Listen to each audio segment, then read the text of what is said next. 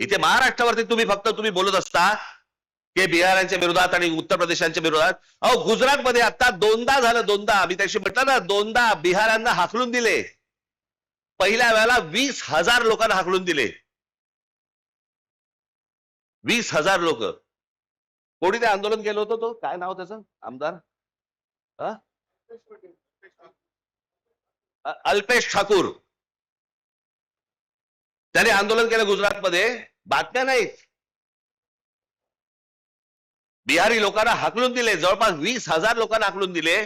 त्या अल्पेश ठाकूरला नंतर भारतीय जनता पक्षामध्ये घेतलं गेलं आणि त्याच्यानंतर त्या अल्पेश ठाकूरला गुजरातमध्ये त्याला आमदार केलं गेलं. म्हणजे 20,000 बिहारांना हाकलून देणाऱ्या माणसाला गुजरातमध्ये जर समजा सत्कार होतो, जेव्हा राज ठाकरे बोलतो तो संकुचित देशद्रोही कसा असतो?